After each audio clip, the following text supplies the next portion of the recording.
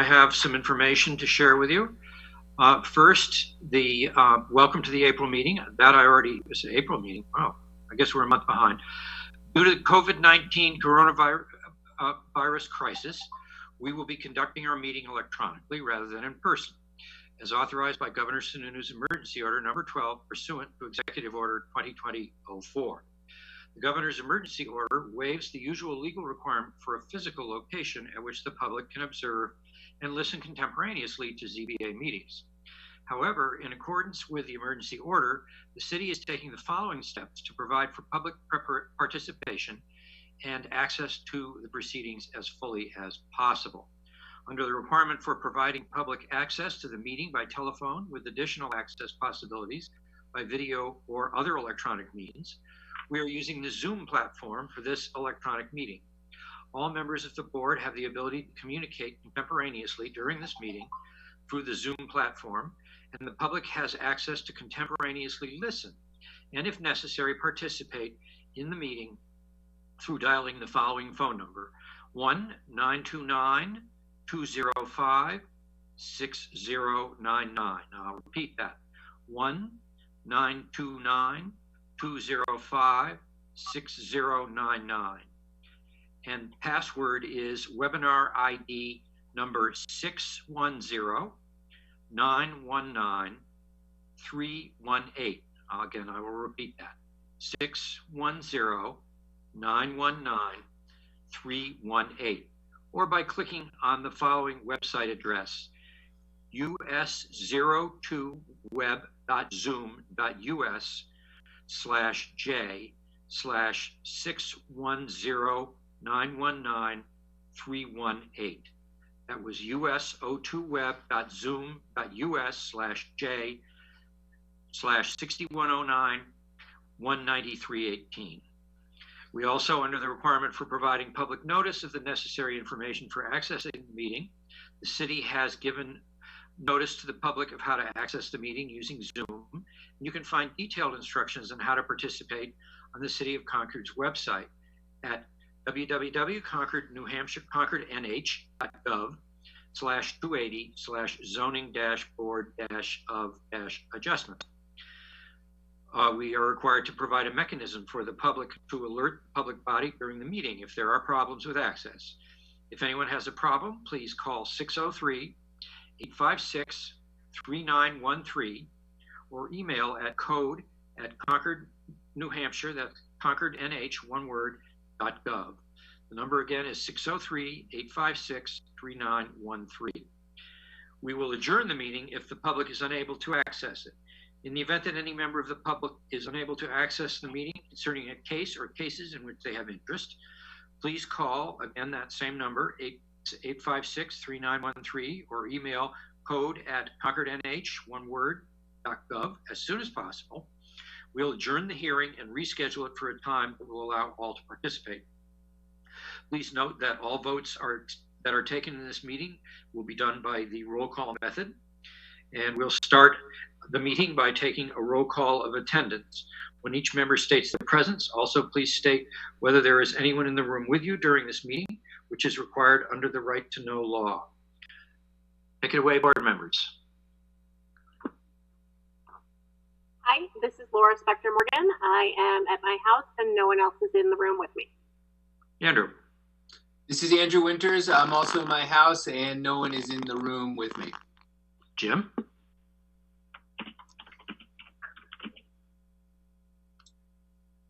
Jim, I think you're muted. There you go. This is Jim Monahan. I am at home alone in my home office. Laura. This is Laura Scott. I am home alone in my office. And I'm Chris Carley, and I am also home alone in my office. That takes care of that portion of the program. Chris? We will be following our usual procedure this evening in terms of dealing with the cases on the agenda. We will take them in the order in which they appear on the agenda. The first two cases are requests for rehearings. We do those a little bit differently than others in that we normally do not take public testimony during a request for rehearing. We consider written submissions that have been made in advance of the meeting. If we require input from anyone who is present, we will ask for it, but normally we don't. Following that, we will move on to the regular cases this evening, which I believe are all variances. And we will call the appellant first to speak on his own behalf or her own behalf and let us know why they feel the variance is appropriate. We will then ask for anyone who is in favor of the case of the appeal to speak up, and following that, anyone who is in opposition. We do ask that the appellants confine themselves, if at all possible, to a 10-minute presentation, and that the members of the public who wish to comment confine themselves to a 5-minute presentation. And for those of you who are perhaps doing this for the first time, I remind you that the board is only authorized to deal with issues dealing directly with the request for the variance. Anything else that might have to do with the case or the people involved is not our territory. So if we get into those areas, I will ask you to return to the topic at hand. Then after we have heard all of the public testimony, I'll check in with code enforcement. If there is any comment from code enforcement, they will bring it up. And then if there's been any comment that seems to bear factual clarification, I will give the appellant the opportunity to offer that clarification prior to our closing the public testimony portion of the hearing. Under most circumstances, the board will act on each case before moving on to the next. And that brings me to then the first request for a rehearing this evening, which is case 1220, Kenneth Graham. The applicant wishes to build a 14-foot wide by 16-foot deep mudroom addition with a 26-foot wide by 30-foot deep attached garage, and requests a variance to the Article 28.41H Table of Dimensional Regulations to permit a minimum 8-foot setback from the easterly property line, where a 15-foot side setback is required for property located at 87 Manor Road in an RS single-family district. My recollection is that this variance was denied at the meeting at which it was considered. I'll, for the benefit, again, of the people who are not accustomed to these proceedings, I'll let you know that when we consider requests for rehearing, rather than considering all the criteria for the variance or special exception, we look for any evidence that we have overlooked some important information that is germane to the case, or that we have committed an error in law or procedure. Has everyone on the board had a chance to review the submission from Mr. Graham? Yes. Andrew? Yes, I did. Jim? Okay. Now, who else is it just the four of us on this? No, I'm on it too. Oh, right. Nick, did you also have a chance to read the memo? Yes, but before that, I should let everybody know that I'm Nicholas Wallner. I'm in my office and I'm alone. Well, I did forget to ask you that. Yes, you did. I am so embarrassed. And I'm really glad to hear that you're alone. All right.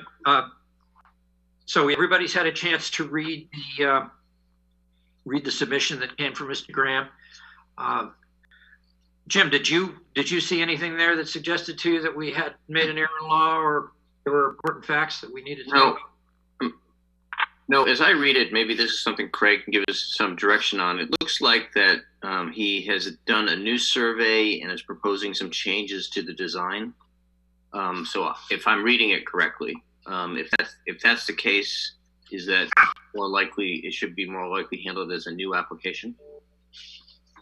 Correct. The fact that information which may have been available was not presented previously is not grounds for granting a rehearing.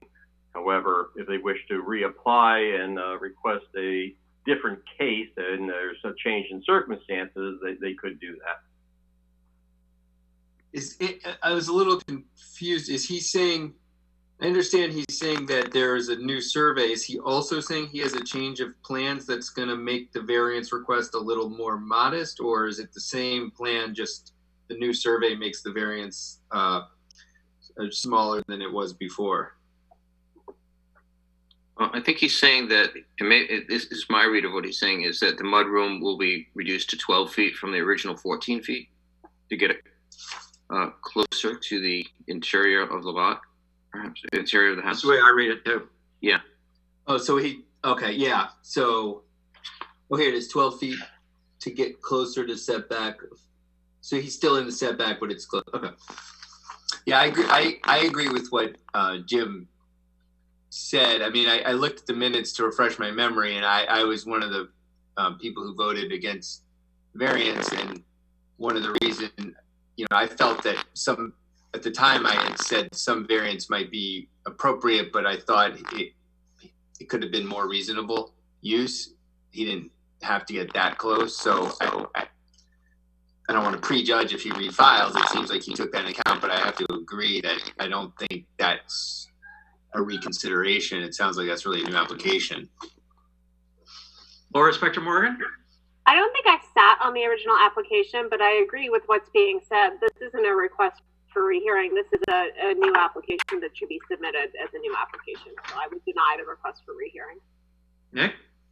As I recall, I think we sort of encouraged him to rethink and maybe to reduce some of the size of the mudroom and other things too. So I think based on that encouragement, I guess we're going to have to see this as a new application. I would support this as a new application. I agree. Does anyone care to make a motion? So moved. Is there a second? A second. Is the motion, Nick, that we're going to deny a request for rehearing because this is not a rehearing, it's a new case? Well, I heard from the other members it didn't sound like anybody had any real grounds for a rehearing. Although we're hearing different facts tonight, meaning that there's an adjustment in dimensions and we got a survey done. So I don't know if that's grounds for a rehearing or if it should be a. Well, it's your motion, so we need to know what you think about it. Well, the rehearing has to be based on the application that was previously submitted. The request for rehearing is not a place to present new evidence that was previously available. If they had an argument that evidence had not been previously available and has now become available, that could be an argument for a rehearing. But the fact that they did not do due diligence is not a factor for granting a rehearing. So the idea that he got a survey would not be new information? It's new information that was not previously available. So my motion is that we grant him a new hearing or consider it a new application. Yeah. So would your motion not be that we deny the request for a rehearing? So moved. Is there a second? Still second. It's been moved and seconded. Is there any further discussion among the board members? All in favor? Aye. Aye. I guess I have to poll you given the method we're using, starting with Mr. Wallner. Nay. I mean, aye. I deny. And Ms. Spector Morgan. Aye. And Mr. Witters. Aye. And Mr. Monahan. Aye. And I also vote aye. The request for rehearing is denied for the reasons stated in the earlier discussion. And the next case is also a request for rehearing. In this case, case 1420, John Radley, who wishes to develop a 5-unit multifamily apartment building and requests the following: variance to the table of principal uses to permit the development and construction of a 5-unit multifamily dwelling where such use is not permitted; variance to the minimum tract requirements to permit the development and construction of a 5-unit multifamily dwelling on a lot with an area of 24,000 square feet plus or minus, when a minimum lot size of 25,000 square feet is requested for multifamily development. A variance to the requirements for perimeter buffers to permit development of a multifamily dwelling with no perimeter buffers and to allow the placement of buildings and parking within the area designated for perimeter buffers where perimeter buffers are 50 feet are required. Also a variance for parking restrictions in the required front yard to allow the placement of parking within the required front yard setback at 15 Cross Street in an RN residential neighborhood district. We had a fairly lengthy submission from Mr. Radley's attorney with making several points. And I guess what I'll do is maybe start at the other end of the table this evening and ask Nick, did you see anything there that suggested that we had committed sins of commission in the case of law or omission in the case of facts? I did not, and it all hinges on the hardship issue, and I think that the applicant can realize reasonable use of the property. Very good. Laura? Again, I didn't sit on the original application, so I don't have the factual background that everyone else does. But I didn't see anything in here that convinced me that, based on what I've seen, that the board erred. Andrew? I agree. I think that the submission, well, certainly, detailed and appropriately presented, takes some of our remarks and sort of set them up. But Frank was a little bit of a straw man to knock down. But to me, at least, I don't know if I can speak to the whole board, but to me, the fact that there was some indication that he had a sort of created his own hardship, that wasn't, to me, that was more of an aside. That wasn't really critical to the decision. I think, for me, I'm just trying to look at it, whether, putting aside the existing property, whether this would be an appropriate use for this lot. To me, it just seemed it would not be a reasonable use of this lot. And the fact that there was this existing structure, that possibly there could have been an alternative, is interesting, and I think it got some attention from us, but to me that wasn't really critical for the decision. I think that the lot itself is not so unique that a 5-unit variance is appropriate. Yeah. Yeah, I agree with what has been said. I think the motion for hearing was colorful in how it tried to describe the error on self-imposed hardship, but I was not persuaded by it. I agree with my colleagues on the board. I didn't see anything that justified a request for rehearing. Do I hear a motion? I move to deny the rehearing. Is there a second? I'll second. It's been moved and seconded. Is there any discussion on the motion? I'll poll the board then. Mr. Monahan? Yes. Mr. Witters? Aye. Ms. Spector-Morgan? Yes. And Mr. Waller? Aye. And I also vote aye. The vote is unanimous. The request for rehearing is denied.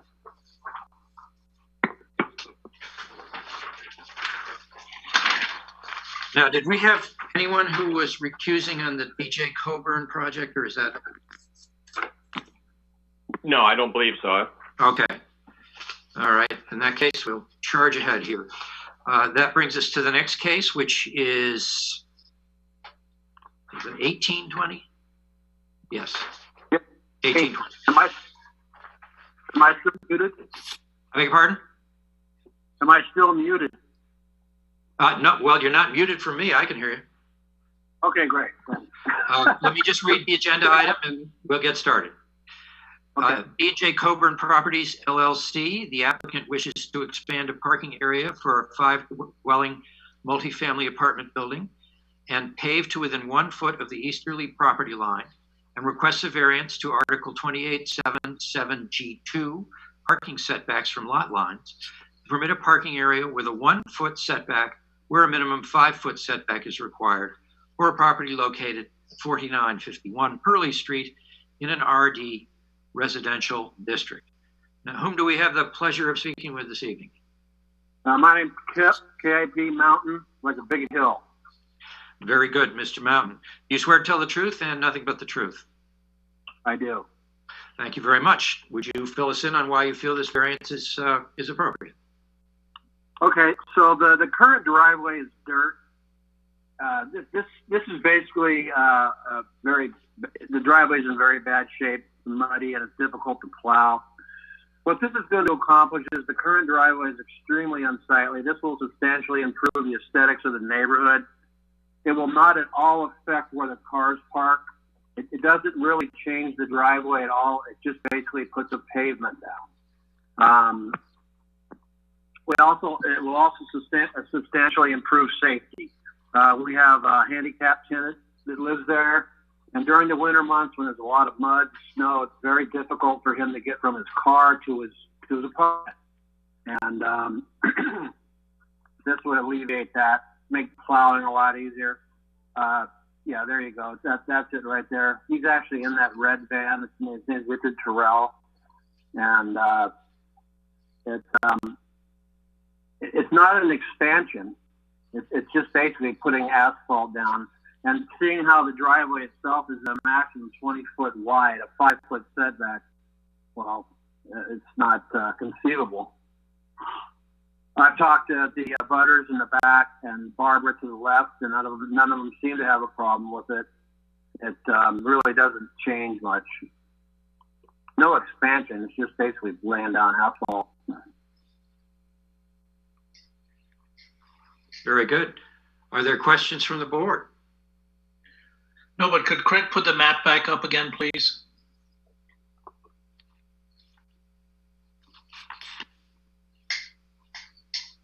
Can you please see just an off-the-wall question? I did not understand that. I said I was just wondering if anybody can look at my face. I'm just wondering. That's all. I see. No, in fact, I don't even see all the board members at the moment. Okay. All right. Just wondering. I'm new to the Zoom and I'm just trying to learn. Thank you.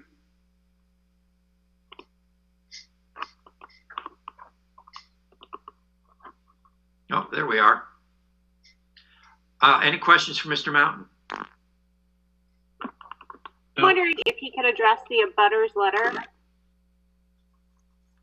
Well, I don't know if he has seen them. Okay, all right. I have one which I will read into the record in a few minutes. Okay, I believe that there's another, but I understand that the person who wrote it is here to testify this evening, so we'll hear from that person as well. Okay. And then maybe during the rebuttal period, he can answer your questions about the remarks in the letter. I'm looking for that letter. Was it? I don't see it. It's from 57. Really. Oh, here it is. Here it is. From Nancy Weston. Yeah. That's one. And then there's another one which you may not have seen yet, which I got today from Barbara Bell. And I will, as I say, I'll read it into the record so everyone will have a chance to hear what Ms. Bell has to say.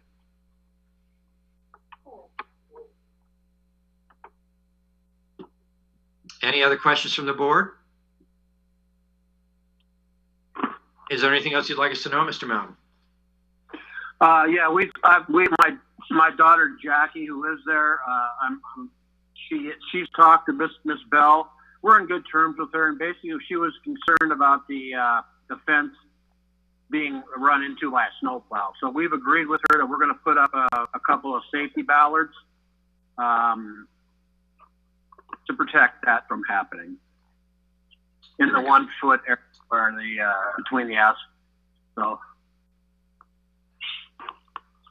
Thank you very much. So, whose fence is it? Is it yours or the abutters? It's her. It's Barbara's. Yeah. Okay. I actually nailed it last winter, so she got a little upset with me. So I can understand her concern, but we fixed it, and we're in good terms. So.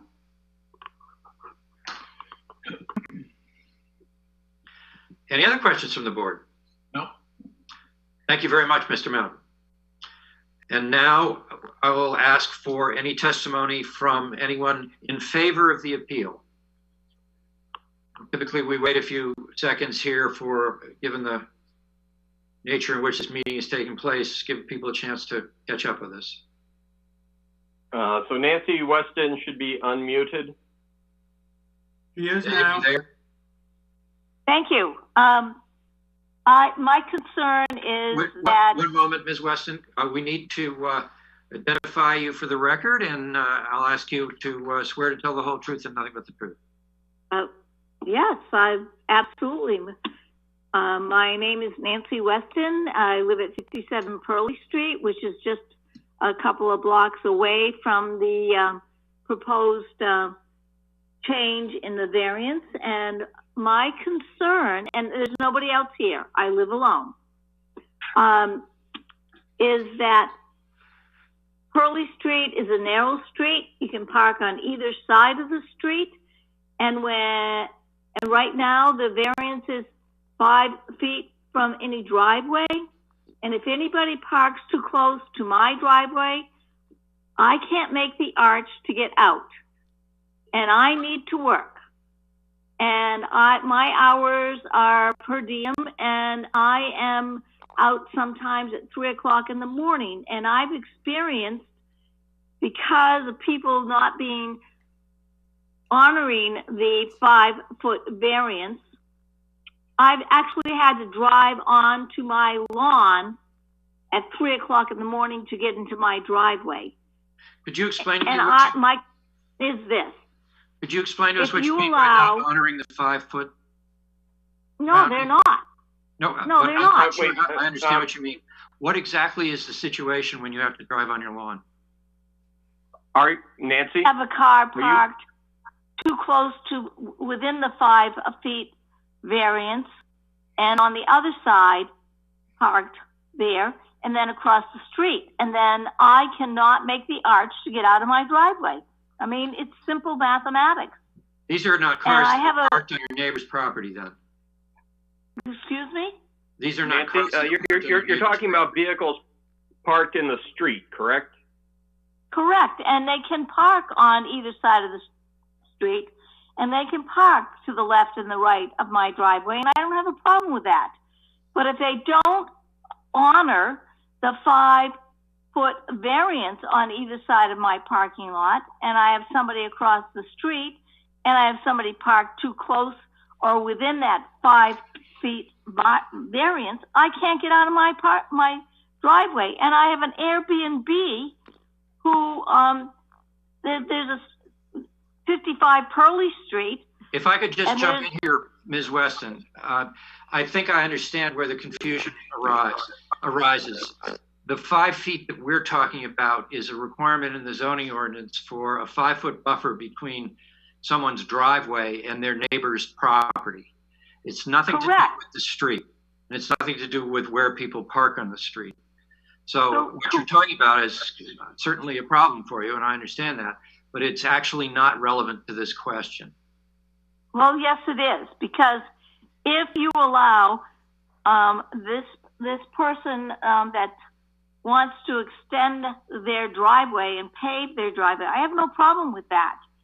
But they're asking to waiver the variance so that they can park at the end of that driveway within 1 foot.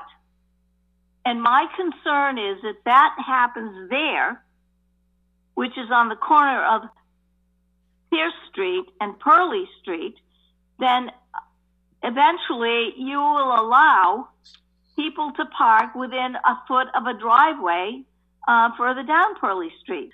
We don't have the power to allow anything on the street itself, so you needn't fear that. But Ms. Weston, just to make clear, the problem of you getting boxed in, that doesn't, it's not cars parked in the neighbor's driveway too close. That wouldn't make a difference, right? It's only cars parked on the street that's causing the problem, right? Yeah, but with an Airbnb right next door, and that driveway only allows between my driveway and Airbnb only allows for 1 car to park. Ms. Weston, I think we've covered this ground, and I really appreciate your speaking with us this evening. But if you haven't anything else to add, I'd like to see if there's anyone else who'd like to testify. Okay. Thank you. Okay. Thank you. Is there anyone else who'd like to be heard in favor of this appeal?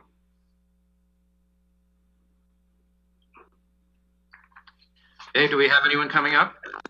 No one has raised their hands for asking to speak. Is there anyone who wishes to speak in opposition to it?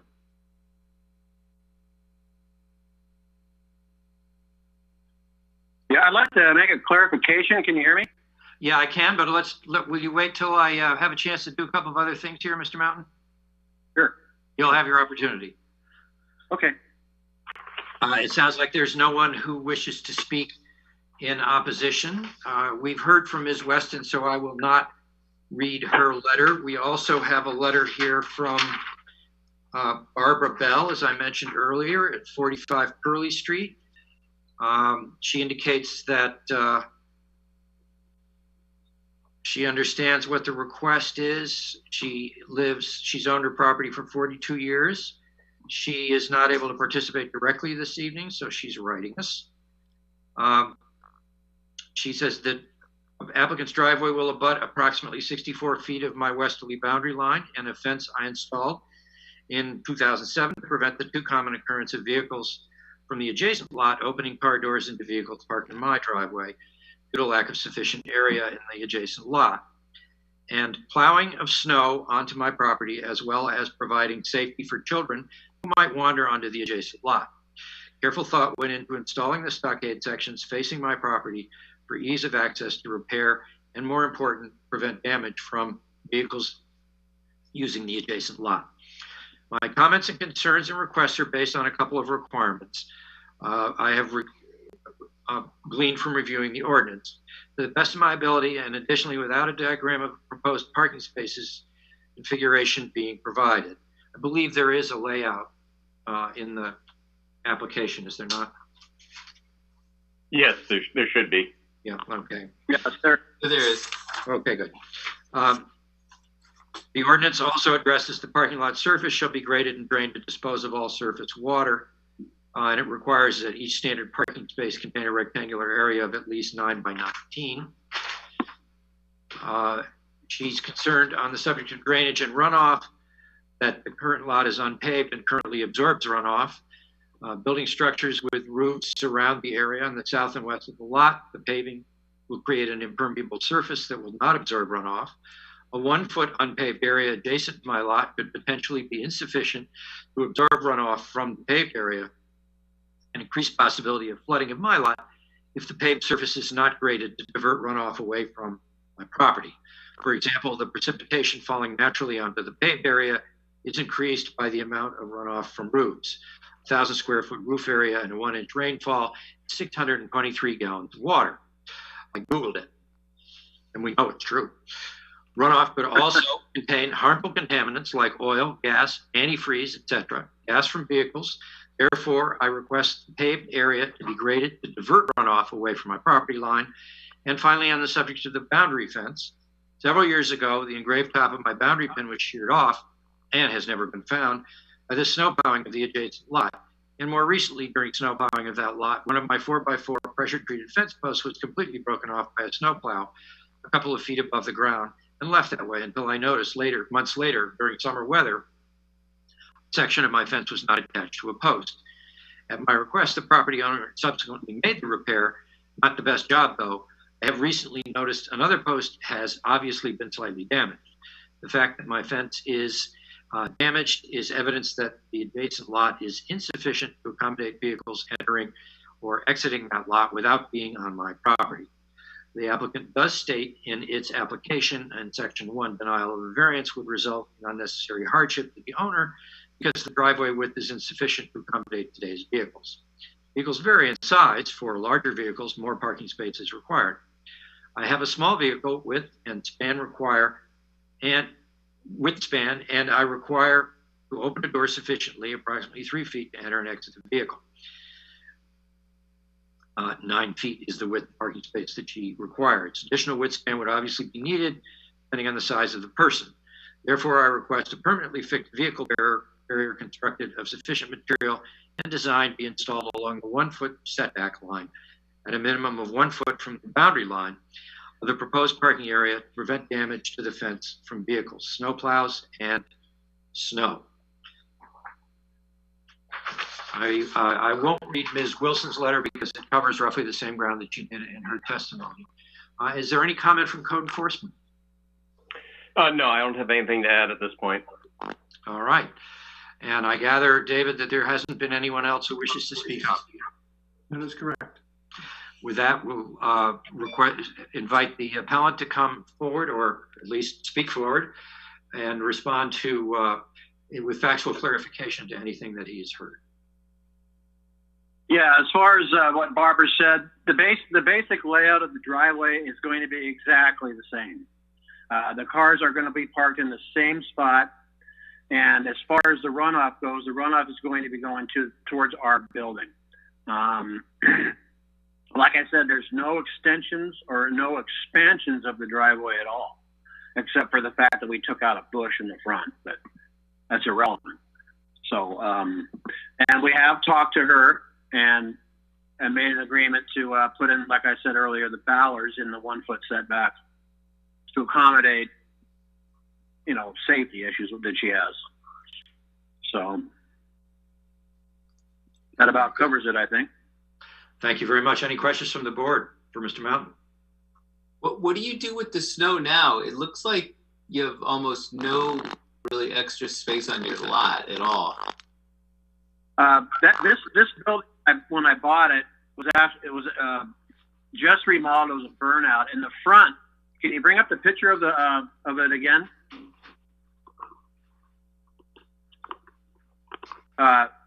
Be that as it may, we do a lot of back dragging, and you see the grass berm in front of the building there. So you kind of pile a lot of it up there. Yeah, we put a lot of stuff there, and quite frankly, it is a tough plow. It is. So we go in, and sometimes we actually I have a house up in Hobbiton with a huge yard. Sometimes we might have to do some creative shoveling and stuff like that to keep everybody safe. There is an area in the front where some snow can go. We're currently remodeling the one apartment that Dario has been inspecting, and so there is some space for some snow in the front. But yeah, you're right.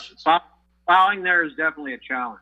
So, but it is everywhere. So, we've got quite a few buildings. And thank you. Any questions? Okay. All right. With that, we'll declare the public testimony portion of the hearing closed. We have a request for a variance to pave a driveway to within a foot of the property line.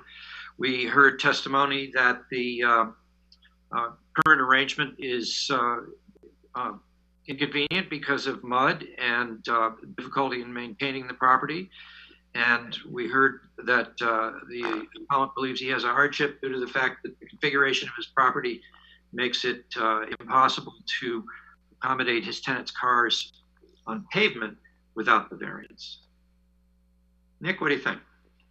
Well, I think having a paved driveway is reasonable use. I think the character of the neighborhood is such that it's very hard to meet the setback requirements for a driveway because of the small lot sizes. Laura? I tend to agree with Nick. I mean, the parking is going to remain in the same place. It's just a matter of whether or not that parking space is going to be paved. And while I appreciate the reason that we don't want structures or pavings within 5 feet of a property line, that would be really hard to apply here and have sufficient parking. I appreciate the neighbor's concerns, but actually it looks like her driveway is paved right up to the property line too. So it's the nature of the neighborhood. Andrew? Yeah, I mean, my look at it is, maybe I'm wrong, but the lot coverage, it's really the problem here. I mean, if they were proposing to just build this anew, there's almost no porous, non-concrete space on the lot, and that's going to create a problem no matter what. But given that obviously the structure has already been built and is not going anywhere, and it's pretty consistent with the character of the neighborhood, they have to do something to get the cars in for the people who live there, and a driveway is reasonable. I mean, it's a tough street. I sympathize with both of the neighbors, but I don't think there's any alternative. Jim? I have nothing to add. I agree with what's been said so far. I agree with everything that's been said as well. Would anyone care to make a motion? I move to approve the variance. And is there a second? A second. It's been moved and seconded to grant the variance. Is there any further discussion on the motion? I'll poll the board then. Nick? Aye. Ms. Spector Morgan? Aye. Mr. Winters? Aye. Mr. Monahan? Aye. And I also vote aye. The variance is granted. And that moves us Thank to you. our next case this evening, and I believe Andrew is recusing himself. Yes, I'll mute myself. I'm going to step away from my computer for a minute, but I'll be back well before the next one. All right, and it's Laura Scott is going to join us. Is that correct? Yes. Welcome aboard. Thank you. Thank you. This is case 2020 Barlow Signs for Shaheen and Gordon. The applicant requests a variance to Article 2867, signs prohibited, excuse me, Section I, to place a wall sign with the highest point 38 foot 9 1/4 inches plus or minus above grade and above the sills of the first floor windows, where wall signs are not otherwise allowed, more than 25 feet above grade or above the sills of the second floor windows, for property located at 107 Storrs Street in the CBP Central Business Performance District. Whom do we have with us for Barlow Signs and Shaheen Gordon? Hey, good afternoon. My name is Brandon Courier. I'm a senior project manager over at Barlow Signs. And do you swear to tell the whole truth? Yes, I do. Mr. Courier, would you fill us in on why you feel that the variance is justified? Yes, so we are seeking minimal relief for sign placement due to existing conditions. The beautiful Thompson and Hogue painted sign here is causing us to have to locate the sign up higher on the building. So we're seeking approval for that relocation. The sign itself is within code. It's smaller than the allowable square footage. And then noted there as well, the Shaheen and Gordon and the gold letters, the flat cutouts, those will be removed as this process moves forward. Thank you. And you feel a variance is appropriate because? Because the Thompson and Hogue painting there is considered as a building identifier. All right, and therefore interferes with the sign that you'd like to put up? Exactly, and that's why we're seeking the approval to place that sign above that second story set of windows at the top. Questions from the board? Why can't the sign go where the existing gold lettering is? The client is looking to have a better visualization from not just Storrs Street. If the sign is placed where the Thompson and Hogue is, it gives a deeper visualization as well as from the highway and such passing. Other questions from the board? This is Laura Scott. So you're hoping that the sign, if relocated, your one of the purposes is for highway visibility? That is one of the reasons, but we feel that it also will help balance the building as well with that nice painting there. We're concerned about the painting, like if we have to either remove or something like that in that sense, that there may be some issues in the community since it's more of like a historical painting and so forth.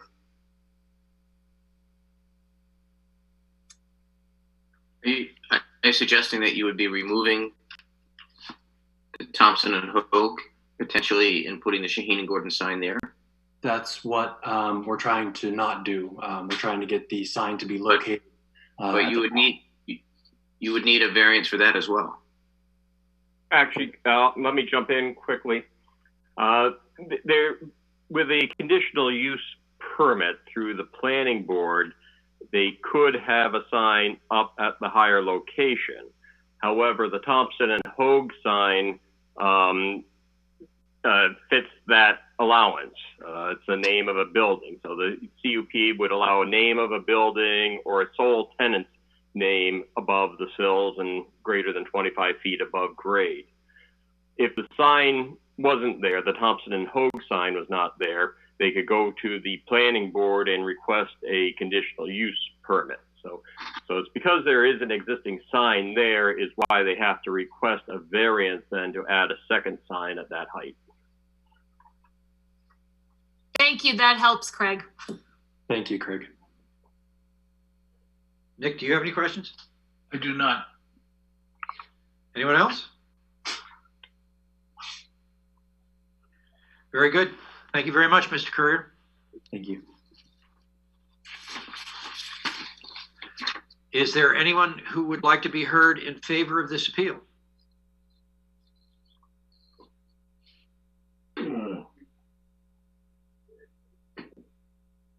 Is there anyone who'd like to be heard in opposition to it?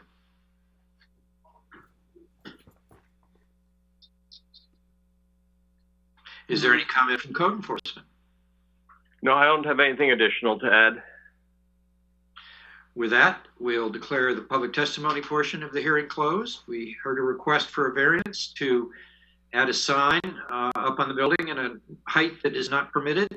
We also heard testimony that the reason this is necessary is because there is an historic sign on the building, which is actually the designation of the building itself.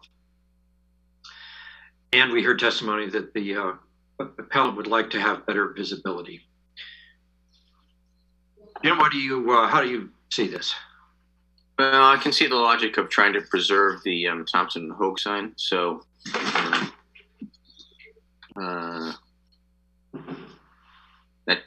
that helps me get this. Andrew? Mr. Hughes. He's not participating. Oh, well, then there's no reason for me to call on him. Laura Spector Morgan. I appreciate everything that wants to be done here, but I don't think there's any hardship. There is a reasonable place on the building to put the sign. There's an existing Shaheen and Gordon sign there. They can replace it with this sign. And while that won't be visible from the highway, you know, I'm not sure the owner's desire for visibility is a basis to grant a variance. You know, a law firm's not a drive-by kind of business. People are going there, they know where they're going. It's not like it's McDonald's and you need to call people in off the highway. So I don't see the hardship. I would vote to deny the variance. Nick. Well, I think we sort of set a precedent with Concord Hotel and with the Antique Place and also with Rowley Agency. So I think, and I agree with Jim, I would hate to see the Shaheen and Gordon sign put where the Thompson and Hogue sign is. I mean, I think that adds character to the building. It's part of a historic thing. So I would be inclined to support it. Laura Scott. Okay. I appreciate that knowing at least why their variance is needed because there's already a historic sign on the building. I don't want to see that sign removed, but I am having a tough time understanding why the sign can't be, if they want to make it bigger where it currently is. I agree with Laura that a law firm is not a drive-by, you have to come from the highway to find it building. And I'm not sure about the precedent setting with other variances. This is a unique case. They're all unique, but I'm just not sure that there's enough to grant a variance. I'm torn on it. Again, I don't want to see the historic sign go away because that does add a lot of character to the building, but there is a place for the sign, which is where it currently is.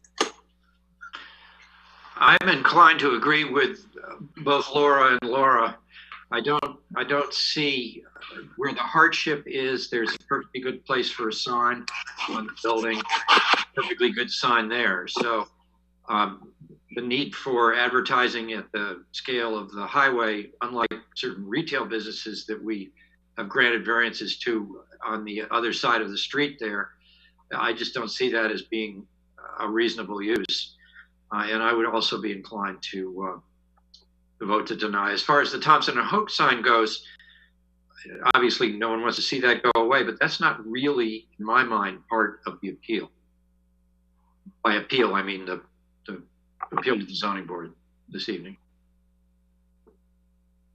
Would anyone care to make a motion? I have a question for Craig. Can you walk me through how the law firm would approach the planning board and what discretion the planning board would have?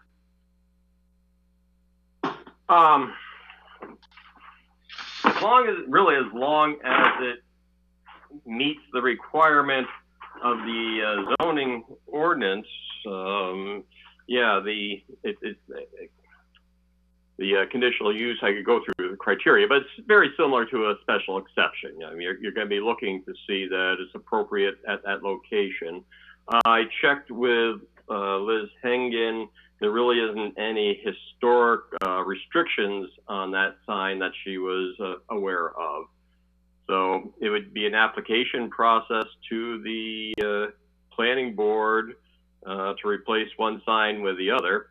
Certainly the planning board, has the ability to comment and state their position on preservation and such like that. So, but whether or not they can actually deny it is another question. So. Any other questions for Craig? Would anyone care to make a motion? I'll make a motion to deny the variance based on a lack of hardship because there is a conforming place on the building to put the requested sign. Is there a second? I will second it. Been moved and seconded. Is there any further discussion on the motion? All right, I'll poll the board, starting with Laura Scott.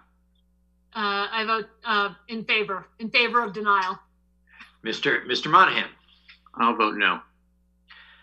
Ms. Spector-Morgan. Yes. And Mr. Wallner. Nay. And I vote yes. The motion carries 3-2 with Mr. Monahan and Mr. Wallner in the minority. The variance is denied. Thank you for letting me sit on the case. I'm gonna leave the meeting. Have a good rest of the night, guys. Thank you for joining us. Thank you for joining us. No problem. Thank you for having me this evening. The next case we have before us this evening is 2120, and I believe we have a recusal on this too. No, I didn't believe so. Did I? No, I believe everybody that's sitting is planning to participate on this now. We didn't have a recusal. Okay. 2120, Desert Brook Enterprises, LLC. The applicant wishes to convert vacant space within an existing building to climate-controlled self-storage and requests a variance to Article 2824J, the table of principal uses, to allow a self-storage use, principal use case 7, to be established where such use is not otherwise permitted for property located at 204 Fisherville Road in a CG general commercial district. Who do we have with us from Desert Brook this evening? Good evening, Mr. Chairman, members of the board record. My name is Chad Brannon. I'm a civil engineer with Fieldstone Land Consultants, and I'll be representing Desert Brook Enterprises. Very good. Mr. Brannon, do you swear to tell the truth and nothing but the truth? I certainly do, yes. Would you fill us in on why you believe these variances are appropriate? Sure. Currently, the subject property consists of approximately 2.63 acres of land, and the property is developed with a approximately 25,360 square foot building with associated site improvement. The building on site is a multi-tenant building that's currently occupied with a car wash that you can see on the aerial on the north side of the building. There's an automotive tire care garage on the front of the building, as Mr. Walker is pointing out. Thank you very much. And then 30 Pines self-storage offices and their truck rental and retail sales does occupy a portion of the building, kind of like there's a little bit of space in the center of the building that they occupy right in that area there, right inside the main entrance. The building right now on site is somewhat unconventional in size and design. There is office space that's situated on the second floor that extends over the parking area on the south side of the building, that actually faces the 30 Pines self storage. That space has been vacant for some time, I believe, over the course of at least the last few years. It's been vacant, and my client hasn't had any luck renting that space. There's also garage space at the rear of the building. You can see the bay doors on the aerial photo that's in front of you now. That area has been vacant as well, is actually currently used for just some kind of random storage. And those areas are the areas on site that my client's proposing to use as a self-storage, climate-controlled self-storage facility. We do believe that this proposal would fit in well with the existing tenants, as 30 Pines does occupy the building currently. They manage the self-storage facility on the south parcel, or the parcel that abuts the property to the south. And again, they have some of their sales and so on there. So it is a use that would be consistent with the neighborhood. It would be in harmony with the neighborhood. Certainly would be a low intensity use as it relates to the existing tenants in the building. And some of the difficulties that I think my clients run into with renting the space is that the property has one directional traffic flow. The areas that we're talking about this evening are somewhat limited in access. You have a second floor space. There's not a lot of people that want to occupy that second floor space due to access. I think the garage space at the rear of the site certainly doesn't have parking, right in front of it. It's got, some one directional access kind of limits, I think, the appeal. And so we feel this proposed use is reasonable. It would allow my client reasonable use of the building. And we think it would meet, certainly the criteria outlined in the variance criteria. And I'd be happy to answer any questions that the board may have at this time. I'm certainly willing to go through all of those criteria if that's appropriate. I have a question for Craig. Craig, why is this not permitted when they're next door to a huge complex of these things? Because this property was developed in the mid to late 80s. And at the time it was developed, I believe it was zoned industrial perhaps. And whatever was zoned, it allowed these types of storage units at this location, but they would no longer be permitted under the current zoning ordinance. Oh, I see. So they're grandfathered. Correct. Okay. Also, just for information purposes, this was one contiguous lot when it was originally developed. The owner has since come in and subdivided the lot down pretty much that fence line there and separated this storage unit side off from this other portion of it here. So it is two lots these days. Does it matter whether or not the storage units are climate controlled? I don't know that. I just noticed the appellant made a point of mentioning that, so perhaps I should ask Mr. Brannon. Does it matter from the point of view of zoning whether they're climate controlled or not? I don't think it doesn't matter from a zoning standpoint. Okay. It's my understanding that either use has not been permitted in the current zone, but the space that we're talking about is conditioned. So I think the market, ideally my client, is looking for the ability to offer that as climate control self-storage. The space is fitted with plumbing and features that require heat. So I think it makes sense to market it as such. Craig, I'm having trouble putting my hand on the table of permitted uses, but can you give us an idea of other uses that would be permitted in this district? Well, it's a general commercial zoning district, so restaurant, retail, office, limited multifamily. It's a pretty broad district with a lot of different uses available. Okay, thank you. Right, and I think if I may just speak a little bit to that, there is a pretty broad spectrum of uses, but I think the history of this site really speaks to the unique nature of the building, kind of the site layout and design, and how that hasn't been appealing for any of those uses. I mean, my client's openly been trying to market this space. I mean, that second floor office area is approximately 4,200 square feet in size. He has fit the space up for tenants in the past. They just don't stay there. And unfortunately, he hasn't had any luck. And he knows, that people looking to store documents or, anything that requires climate control is willing to have their materials on a second floor. It's not an issue. So he believes this would allow him to utilize this space rather than it be vacant for, years on end, unfortunately. Thank you. So let me make sure I understand. The climate control would be on the second floor and the first floor, or just the... We're proposing that second floor area where the cursor was, which is, yeah, you can see it there. Yeah. So that entire second floor area would be climate control, self-storage. And then if you could scroll to the right, yeah. And then that back end of the site where those bay doors are, that would be the other area that we're looking to propose climate control self-storage in right there. So would the windows all be eliminated from the second floor part?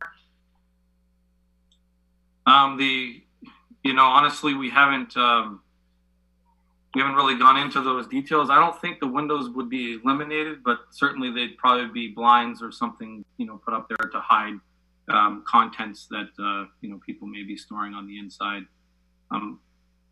My understanding is this would, require a site plan review if we're successful this evening before the planning board. So I suspect a lot of those details would definitely be handled, at that level. Other questions from the board? Is it the same proprietor, even though the lot was split? Is it the same owner, the same proprietors who run the large storage units next to it? 30 Pine Self-Storage that currently occupies a portion of this building owns the adjacent piece, and they would be the one owning and managing the climate control self-storage as well. So this is sort of a secondary use to an existing tenant.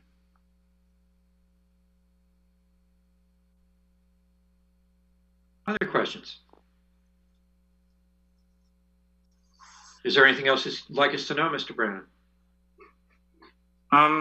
Certainly we've addressed the criteria in the application that we submitted. We feel that we meet all of those criteria. I would be happy to address those specifically if the board would like me to, or if they feel that's necessary. Why don't you speak to the hardship one more time? Okay. Well, I think that in the application, we talked about how the site is unique and special from the standpoint of the space that we're talking about, and the geometry of the site and the traffic flow on the site is pretty unique. You have a one-way traffic flow through the right-hand side of the property. So both of those lanes that you see when you come in to the property from the main road, both of those lanes run one directional to the rear. And we believe that, that the geometry and the construction of the site and how it's configured now is very restrictive to, let's say a restaurant or any of the other uses, office space uses. There's just not a lot of parking available in front of these two spaces that we're talking about. It works really well for the automotive tire center that's there because they have first floor access with parking right in front of their units. And then certainly the car wash has ample parking on that side. But these two spaces are what we believe to be, special conditions that exist. And we believe that the history is really proven that because we haven't been able, or my client hasn't been able to fit these spaces up with tenants. Now, there was an automotive garage that used that back part with the bay doors some time ago, but unfortunately, for reasons that I just discussed, they didn't feel there was good enough access and visibility along this section, and as such, they decided to unfortunately move on. So we think that that there is hardship in the existing conditions and geometry of this property. Certainly, this is an existing building that my client's trying to reasonably use, and we think that these conditions are hindering his reasonable use of the property.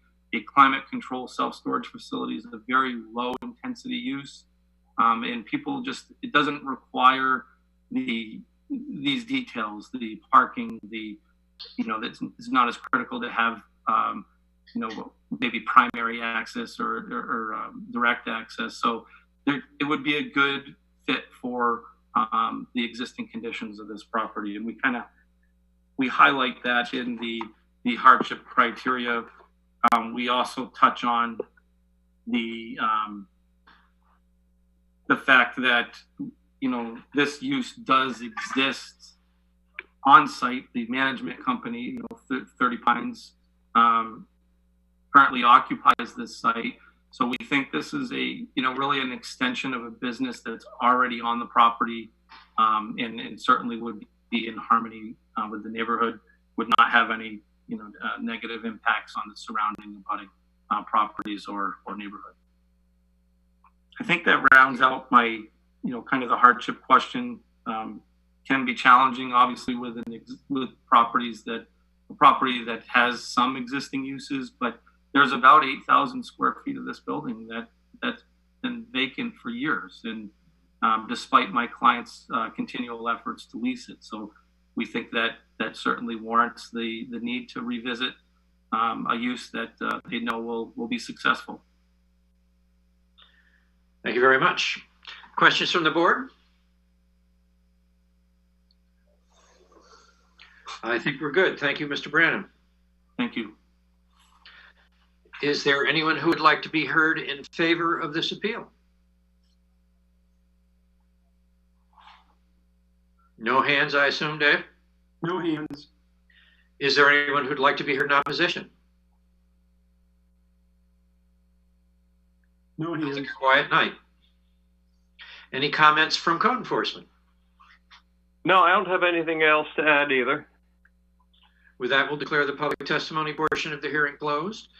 We have heard testimony that the appellant has been unable to use the spaces for tenants who fit into the required zoning or the current zoning in the area. We also heard testimony that the zoning changed in the not too distant past in a way that made the use next door, which is similar to the one they want to use,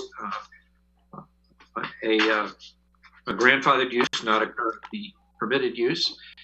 And they would like to essentially put that use into this building in places where it currently is not. Discussion from the board. Jim, why don't we start with you? I can't help my impression. It just seems like an odd layout for self-storage. I appreciate the fact that the building's been vacant as long as it has, but I'm struggling with that. Andrew? Well, it just honestly, that whole second floor portion of the building is odd. I'm just looking at it. Chris, you're the architect, but I don't understand. No, I wasn't the architect. You're not the architect. You're the architect in the room here. I don't understand why that was. I don't understand the purpose of it, what the intent was. I can't think of another building. You mean the glass box on top? Yeah, it almost looks like a motel or something. But what it was I think it was part of a whole complex that was developed by a developer, I believe, on both sides of the street in that neighborhood. And I think he may have had his offices up there. So it was offices, but right, it looks like an offices, but there's obviously going to be very little demand for office use that far away from. He was surveying his domain from up there, I think, but obviously a current tenant isn't particularly interested in surveying anybody's domain. So having said that, it strikes me that the purpose of avoiding storage in this district is you want to have, retail or foot or vehicle traffic type of establishments in a higher traffic area. You don't want to bog it down with storage that might not be very pleasant to the eye when it should be restaurants and retail. But having said that, it's hard to picture, what kind of restaurant or retail is going to go there. So, given the odd appearance of it, I think it's a pretty minimal. It's not going to really change the character to have a storage there. Who's next, Jim? No, I went first. Oh, you went first, right? My screen gets mixed up and I get all confused here. How about you, Nick? Well, this is commercial use, which is a pretty broad definition of uses there. We already have mixed use in terms of a car wash, in terms of a truck rental, in terms of a garage. You have an abutting property that's storage, and to me, I think that's wouldn't be out of character to allow storage on the second floor. Laura. I have significant problems granting this variance. The zoning was changed to prohibit the exact use not specifically the exact use they want to use, but it was changed so that use is no longer permitted. So the fact that it's consistent with a non-conforming use on the abutting lot isn't really something which would lend support to the variance. The hardship obviously doesn't really arise from the land. It comes maybe from the design of the building, but there are many other uses that are possible on the second floor. If you go down to Manchester and look at some of the new shopping plazas that have been built, those all have retail and restaurant on the second floor. So it's not something that's completely out of character with current and new developments. And there's been lots of retail development in this very area recently. So, I don't think that using property in conformance with the zoning is a hardship. So I would be a no. So if I pulled everyone? Yes. Did you pull Nick? Oh, yeah. Nick, yeah, you spoke. Yeah, you did, yeah. I think, from my point of view, I'm inclined to agree with Laura, although I have split feelings on the matter. It seems to me that whatever the future of the glass house on the top there is, it's storage was not what the city wise people had in mind when they changed the zoning and created this particular district. On the other hand, I could see it being a reasonable use for the garage stalls that are at the back of the building, where you wouldn't notice it much. But I can't see how you could put storage up in that office space without it being evident that something really strange had happened. So I don't hear sometimes the configuration of the building does create a hardship. In this case, I'm not sure that's it. Maybe the design has created a hardship of sorts, but I'm ambivalent about that. So I guess on balance, I'd be inclined to deny. So I think we've heard from everybody. Would anyone care to make a motion? I will make a motion to deny the variance based on the fact that the applicant has not shown unnecessary hardship or that the variance would be consistent with the purpose or spirit of the ordinance. Is there a second? I'll second. It's been moved and seconded. Is there further discussion on the motion?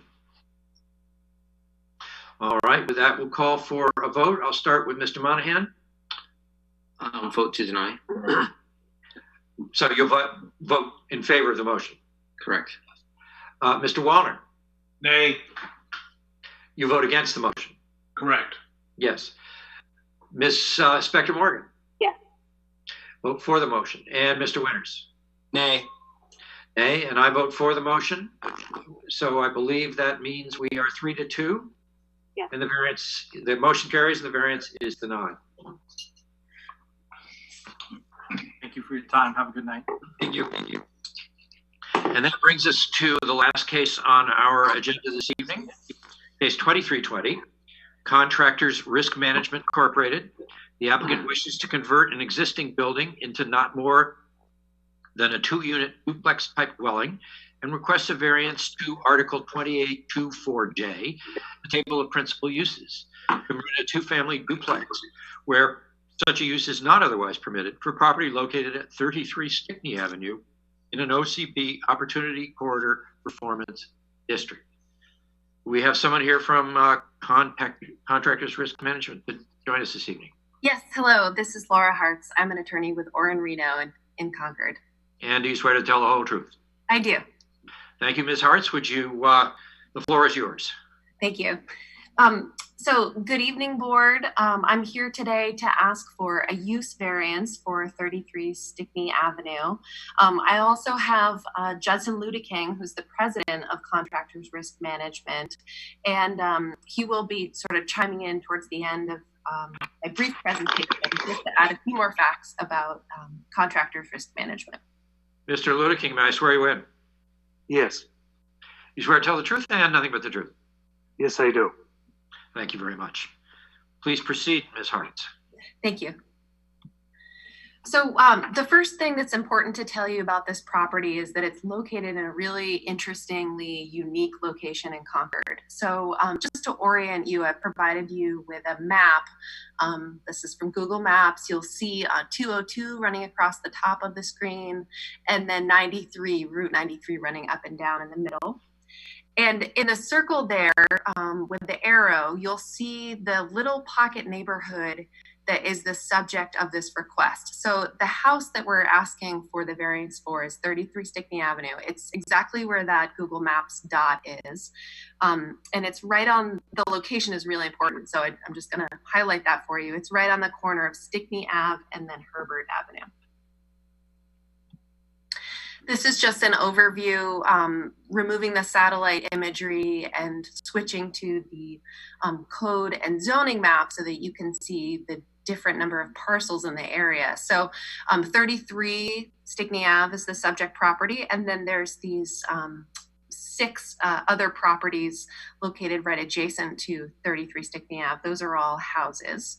And then the other feature to point out is the bus station over on the right-hand side and the U-Haul directly south of the property. And there's some more satellite imagery to help you finish that orientation. So the important part of this property is its location, as I've said, on that corner of Stickney and Herbert. You can kind of see that it's located at the entrance to a residential neighborhood. So Higgins Place and Herbert Street, those are all houses. Both number 2 Herbert Street and number 8 and 6 Higgins Place are both currently used as a 2-family dwelling.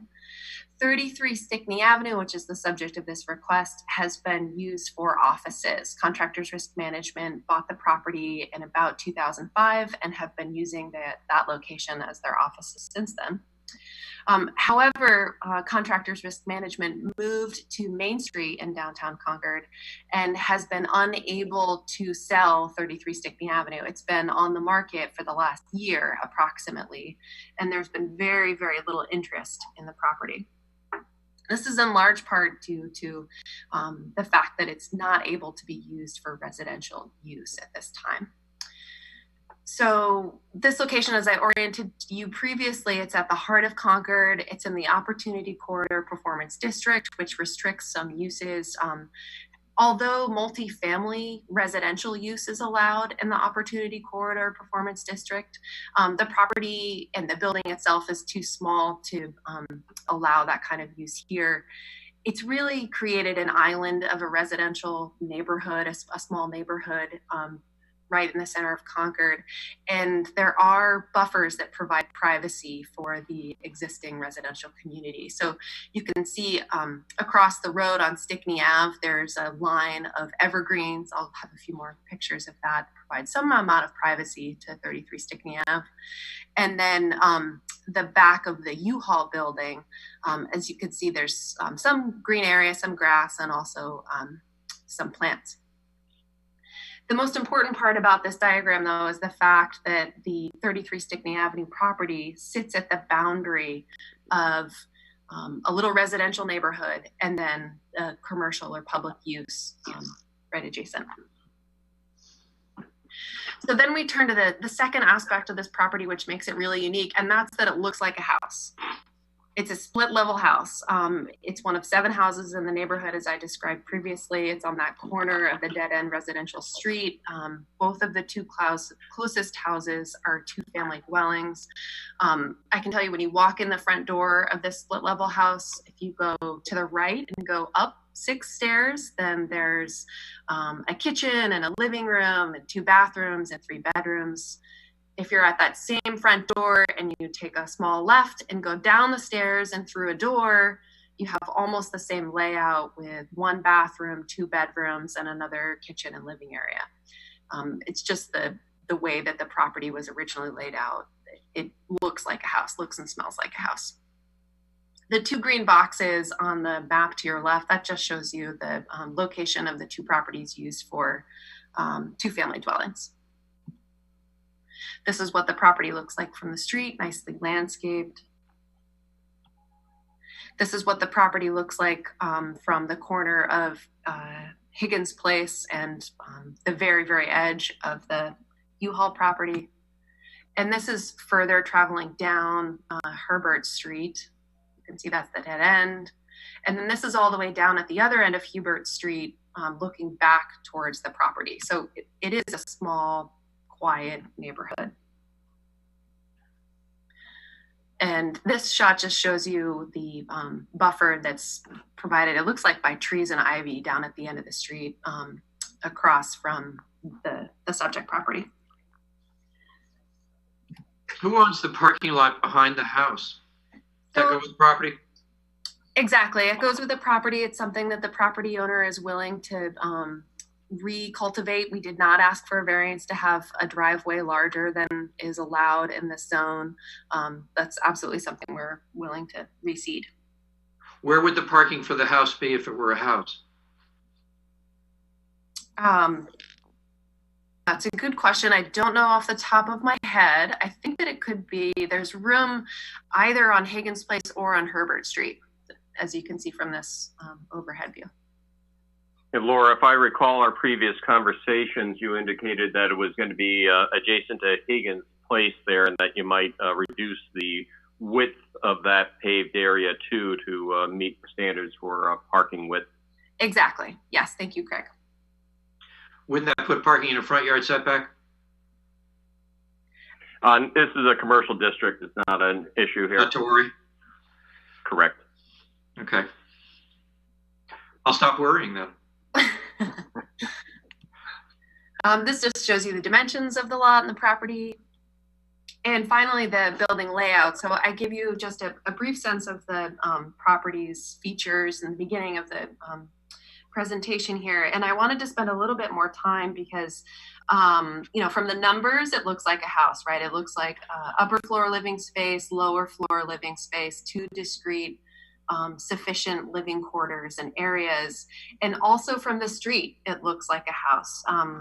The public perception of this property is that it is residential. That's what our realtor has discovered. So as you'll see in the application packet, Chris Moore from Coco and Early Realtors Associates has had the property marketed for almost a year and received almost 3 times as many interest, like hits, if the property was zoned residential as if it were, or more so than if it were zoned commercial.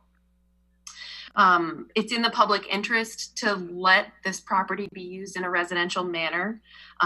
First and foremost, because Concord has a housing shortage, especially affordable housing or housing that can be used for rentals, which this property is uniquely suited to.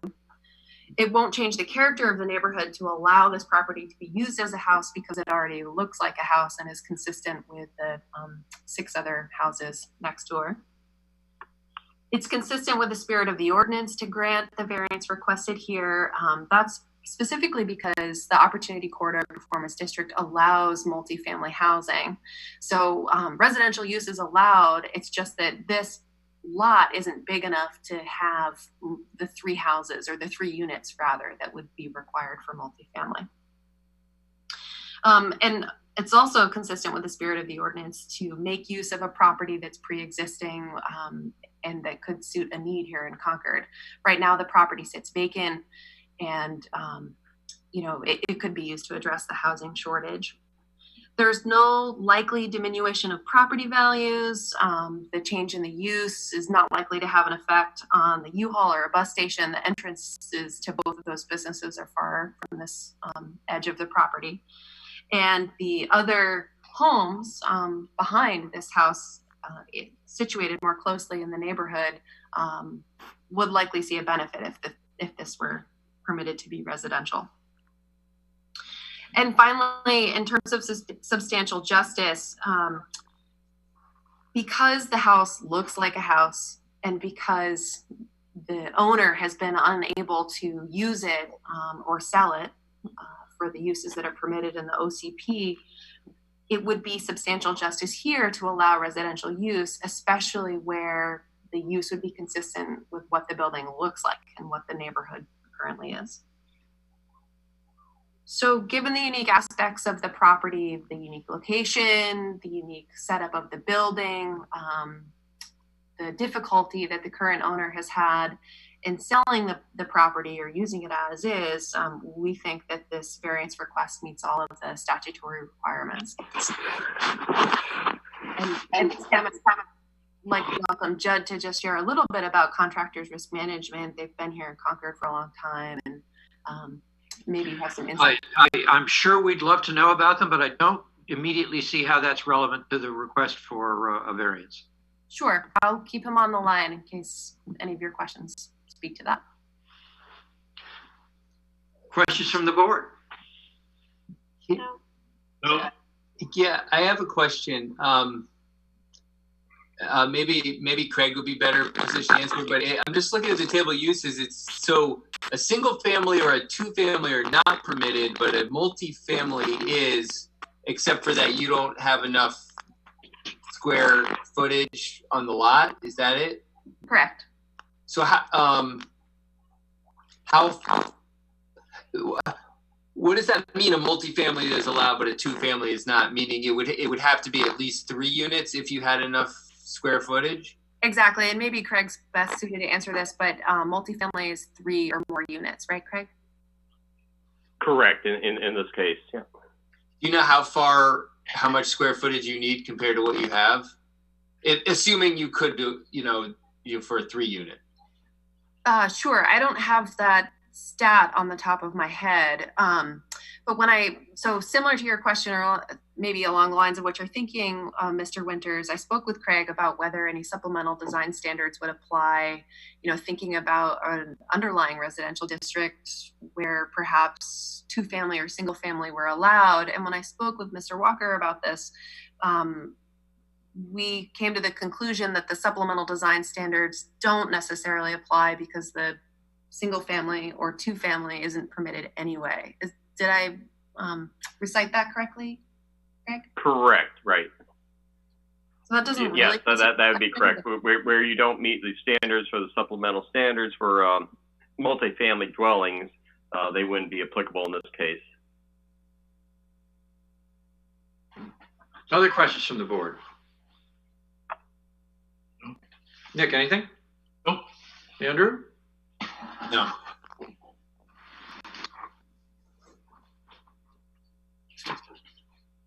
Mr. Monahan, do you have any questions? I do not. And Laura? No. Thank you very much.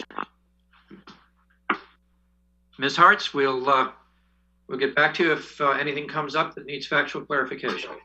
Thank you. Is there anyone who'd like to be heard in favor of this appeal?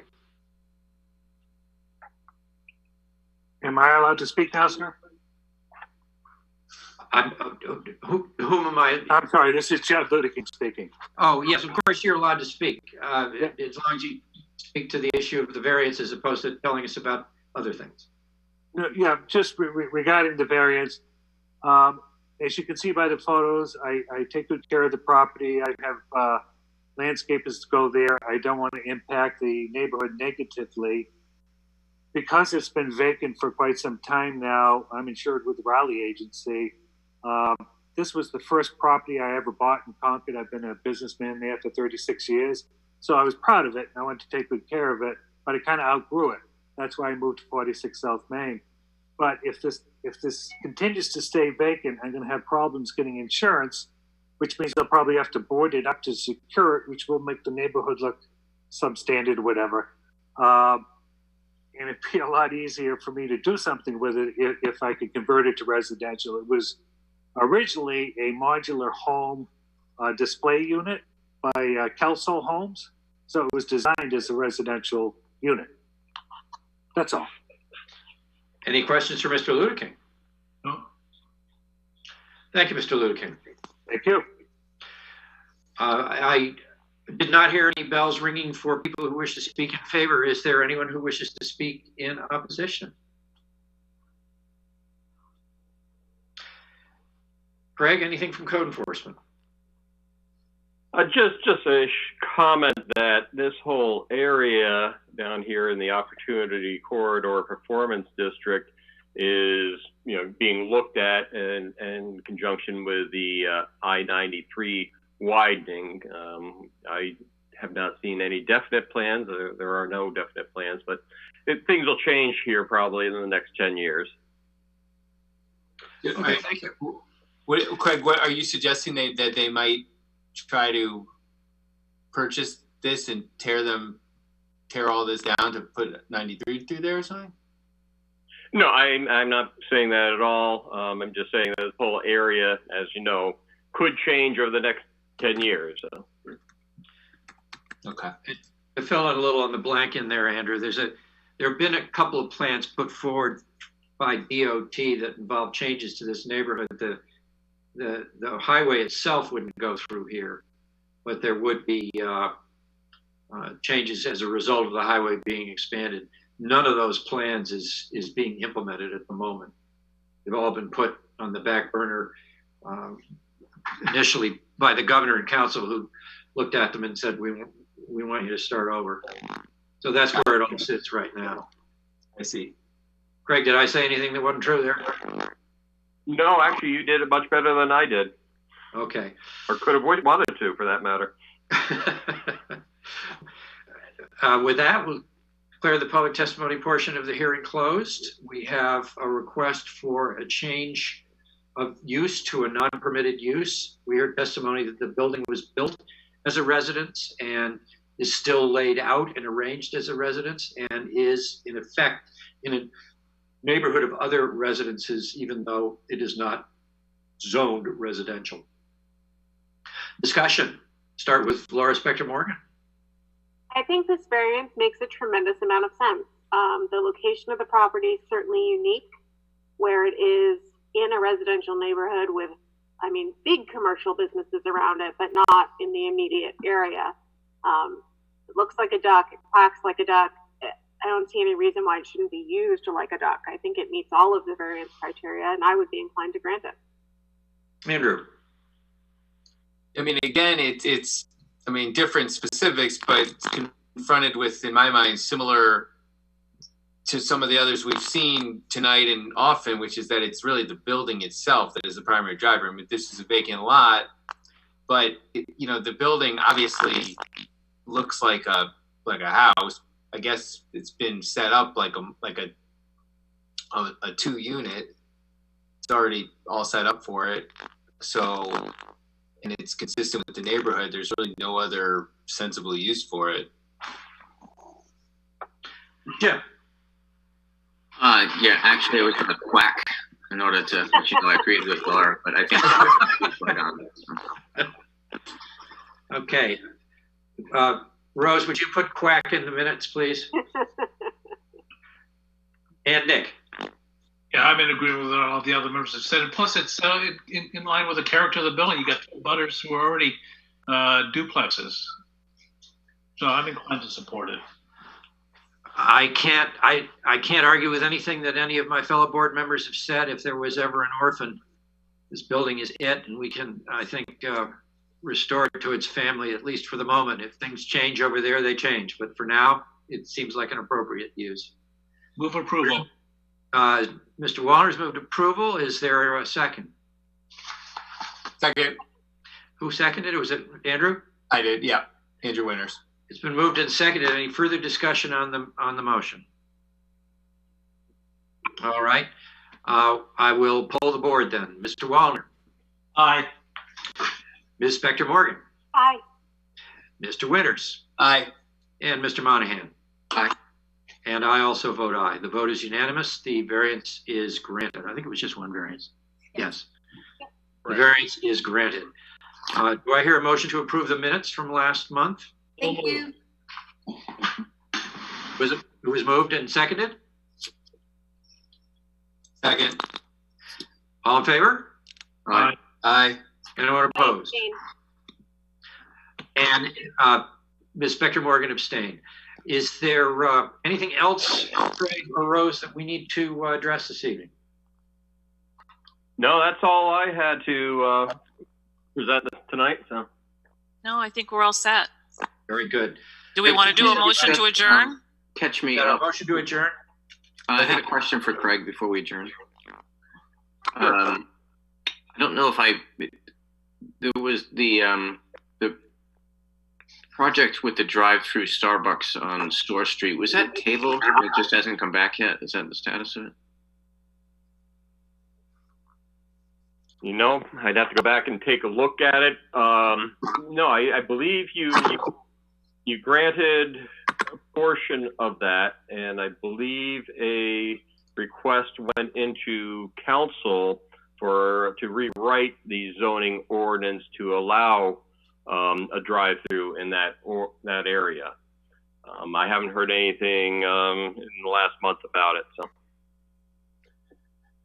Their timing was impeccable.